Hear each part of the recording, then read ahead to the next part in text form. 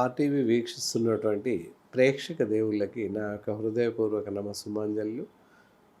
నేను మీ doctor D Balakrishna, Ayurveda వైద్యరత్న Sri Kaushik Ayurveda multi therapy hospital, Saroor Nagar, Hyderabad నుంచి మాట్లాడుతాను. చాలామంది మధుమేహ వ్యాధితో అంటే షుగర్ వ్యాధితో బాధపడుతున్నారు. షుగర్ వ్యాధి అని అనకూడదు.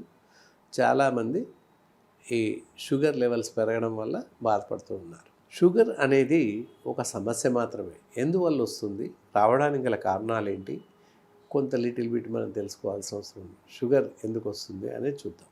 మన శరీరంలో ప్యాంక్రియాటిక్స్ అనే డక్ట్స్ ఉంటుంది. ప్యాంక్రియాట్లో ఇన్సులిన్ అనే హార్మోన్ తయారవుతుంది. ఆ ఇన్సులిన్ హార్మోన్ మన రక్తంలో ఉన్నటువంటి చక్కెర స్థాయిల్ని ఎప్పుడూ కూడా రెగ్యులేట్ చేస్తుంది. సమస్థాయిలో ఉండేలాగా అది కంట్రోల్ చేస్తూ ఉంటుంది. మరి ఎప్పుడైతే ఆ ఇన్సులిన్ తయారీ సమంగా ఉండదో, దెబ్బతింటుందో, సరిగా తయారవ్వదో, అప్పుడు రక్తంలోని చక్కెర స్థాయిలు ఇద్దమిద్దంగా పెరిగిపోయే అవకాశం ఉంది. దాన్నే మనం షుగర్ వ్యాధి లేదా డయాబెటీస్ కండిషన్ అని చెప్పేసి అంటున్నాం. మరి ఇది ఎవరికి వస్తుంది, ఎందుకు వస్తుంది అని చూస్తే, ఇంతకు పూర్వకాలంలో 40-50 సంవత్సరాలు దాటిన వాళ్ళకి కానీ ఈ షుగర్లో మార్పులు అనేవి జరగకపోయేది, డయాబెటీస్గా మారేవారు కాదు. ఇప్పుడు ప్రస్తుత సమాజంలో చిన్నపిల్లలకి 20 ఏళ్ళు, 25 ఏళ్ళు, కొంతమంది పుట్టుకతో రావడం ఇలాంటివి జరుగుతున్నాయి. పుట్టుకతో రావడం అంటే బై జెనరిక్ తల్లికో తండ్రికో ఉన్నట్లయితే వచ్చే అవకాశాలు ఉన్నాయి. అది కాక మిగతా అతి తక్కువ వయసు వాళ్ళకి 25-30 ఏళ్ళ పిల్లలకి కూడా ఈ మధ్యకాలంలో డయాబెటీస్ వచ్చినట్లు కనబడుతుంది. ఎందువల్ల అలా జరుగుతుంది అంటే, అతి ఎక్కువగా అన్నేచర్ సరిపడనటువంటి ఆహారం తీసుకోవడం,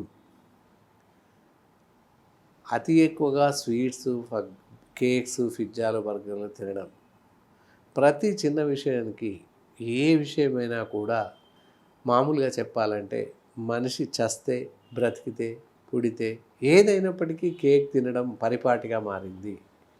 దాదాపుగా చూసినట్లయితే ఈ మధ్య కాలంలో కొత్త నవీన యుగంలో ఈ జీవన శైలిలో ప్రస్తుతం కేక్స్ ఎక్కువగా తినడం, అలాగే కూల్ డ్రింక్స్ విరివిగా తాగడం, శీతల పానీయాలు విరివిగా తాగుతున్నారు. ఒక్కొక్కరు 1 లీటర్ తాగుతున్న సందర్భాలు కూడా ఉన్నాయి.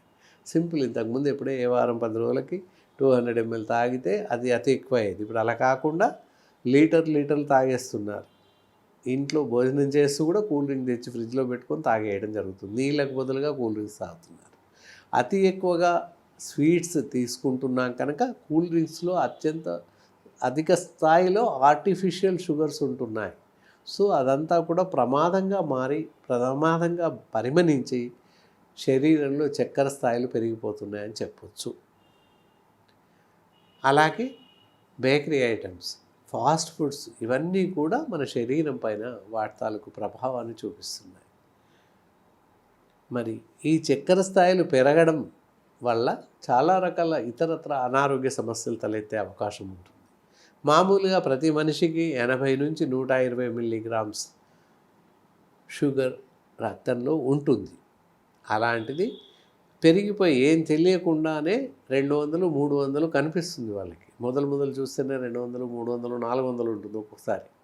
కారణం ఏంటి వాళ్ళకి తెలియదు. ఈవెన్ షుగర్ వచ్చినట్టు కూడా తెలియదు. ఎప్పుడప్పుడు తిరిగి పడిపోవడము, లేదా ఏదో అనారోగ్యం జరిగితే హాస్పిటల్కి వెళ్తే పరీక్ష చేస్తే తెలుస్తుంది. అంతకుమించి తెలియడం లేదు. మరి అలాంటప్పుడు ఏం చేయాలి అంటే, లిమిటెడ్గా తీసుకోవాలి. ఆహారం ఏదైనా లిమిటెడ్గా తీసుకోవాలి. స్వీట్స్ తినాలి, వద్దని కాదు, కానీ తక్కువగా తీసుకోవాలి. ఈ కూల్ డ్రింక్స్ లాంటి పదార్థాలు, ఆర్టిఫిషియల్ జంక్ ఫుడ్స్ ఇలాంటివి పూర్తిగా తగ్గిస్తే కొంతవరకు మనని మనం కాపాడుకోవచ్చు. ఇకపోతే ఈ షుగర్ వల్ల ఇతరత్ర అనారోగ్య సమస్యలు తలెత్తుతున్నాయి. షుగర్ వచ్చినంత మాత్రాన ఓన్లీ షుగరే ఉండకుండా ఇతరత్ర వ్యాధులు వచ్చే అవకాశం ఉంది. అవేంటి? డయాబెటిక్ న్యూరోపతి అంటే ఫెరాలసిస్ లాంటివి, అలాగే డయాబెటిక్ రెటినోపతి అంటే కంటికి సంబంధించిన జబ్బు, గ్లూకోమా ఇది కంటికి సంబంధించిన జబ్బే, అలాగే డయాబెటిక్ నెఫ్రైటిస్ కిడ్నీకి సంబంధించిన సమస్య. ఇలా ఈ షుగర్ వ్యాధిని నిర్లక్ష్యం చేసినట్లయితే అంటే అదుపులో ఉంచుకోనట్లయితే ఈ ఇతరత్ర సమస్యలు వచ్చే అవకాశాలు ఎక్కువగా ఉన్నాయి. కాబట్టి షుగర్ని ఎప్పుడు కూడా అదుపులో ఉంచుకోవాలి. ఒకసారి షుగర్ ఒక మనిషికి పెరిగింది అని వచ్చింది అంటే ప్రతి నెల తప్పనిసరిగా రక్త పరీక్ష చేయించుకోవడం, లెవెల్స్ ఎలా ఉన్నాయి, నార్మల్ లెవెల్స్లో ఉన్నాయా లేవా అని చూసుకోవడం.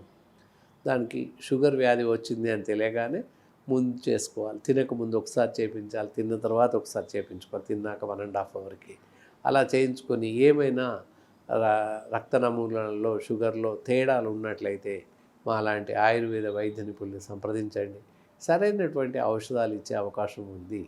దీనికి కాను ప్రత్యేకమైన చిట్కాలు లేవనే చెప్పొచ్చు. రకరకాలు చెప్తుంటాం కానీ అందరికీ అన్నీ సరిపడవు. మెంతులు నానబెట్టేసి నీళ్ళల్లో అలాగే తాగేసేయండి అని చెప్తుంటాం. ఇంకా వేరే కొంచెం చెప్తుంటాం కానీ అవి పూర్తిగా తగ్గుతుంది అని చెప్పడానికి అవకాశాలు లేవు.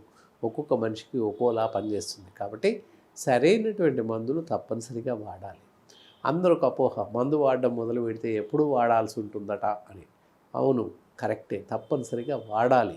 వాడనట్లయితే సైలెంట్గా మీకే తెలియకుండా షుగర్ పెరిగిపోయి ప్రాణాంతకంగా పరిగణించే అవకాశం ఉంది. కొన్ని సందర్భాల్లో మరణం కూడా సంభవిస్తుంది. కాబట్టి షుగర్ అంటే చాలా కంట్రోల్లో ఉంచితే తేలికైనటువంటి పద్ధతి వ్యాధి. అలాగే అన్కంట్రోల్లో ఉంటే మనం అదుపులో ఉంచనట్లయితే అది ఏ పరిస్థితికైనా దారి తీయవచ్చు. కాబట్టి చాలా జాగ్రత్తగా షుగర్ని అదుపులో ఉంచుకుంటూ మిమ్మల్ని మీరు కాపాడుకోండి. స్వీట్స్ కానీ బెల్లము, షుగరు ఇలాంటివి ఏవి తినకూడదు. తాటి బెల్లం అది కూడా తినకూడదు. అలాగే నెక్స్ట్ వచ్చేసి మరి పళ్ళు చూసినట్లయితే మామిడి పళ్ళు, అరటి పళ్ళు, సీతాఫలాలు, తర్వాత పప్పాయ, సపోటాలు ఇవి తినకూడదు. ఇవి కాకుండా రిమైనింగ్ పళ్ళు ఏవైనా తినొచ్చు. యాపిల్స్ కానీ, జామకాయలు కానీ, పుచ్చకాయలు కానీ ఇలాంటివి ఉన్నాయి చాలా కూడా. వాటర్ మిలన్, మస్కా మిలన్ ఇవి తినొచ్చు. అల్లం నేరేడు పళ్ళు ఇప్పుడు సీజన్.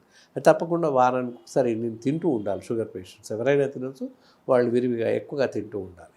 దానివల్ల కూడా షుగర్ కొంత అదుపులో ఉంటుంది. షుగర్ తగ్గుతుందని కాదు, కొంత అదుపులో ఉంటుంది. దానివల్ల వచ్చేటటువంటి నీరసం తగ్గిపోతుంది అని చెప్పచ్చు. మిగతా అన్నీ కూడా యథావిధిగా తింటూ ఉండాలి. ఒక పూట మాత్రమే ఆహారం తినాలి. ఉదయం మామూలుగా ఏ బ్రేక్ఫాస్ట్ అయినా చేయొచ్చు. ఇడ్లీ తినండి, వడ తినండి, దోశ తినండి, పూరి కూడా తినండి, నష్టం లేదు. చపాతీ తినండి. మధ్యాహ్నం మాత్రమే రైస్ తినండి. రైస్లోకి రకరకాల వెజిటేబుల్స్ వాడచ్చు. అన్ని రకాల వెజిటేబుల్స్ తప్పనిసరిగా వాడండి. అలాగే నైట్ డిన్నర్కి చపాతీ లేదా ఉప్మా అలాంటివి తీసుకోండి. జొన్న, సజ్జ, గోధుమ ఇలా మార్చి ఒక్కొక్క రోజు ఒకటిలాగా మార్చుతూ తీసుకోండి. దానివల్ల ఏంటంటే శరీరం ఏ ఆహారానికి అలవాటు పడదు.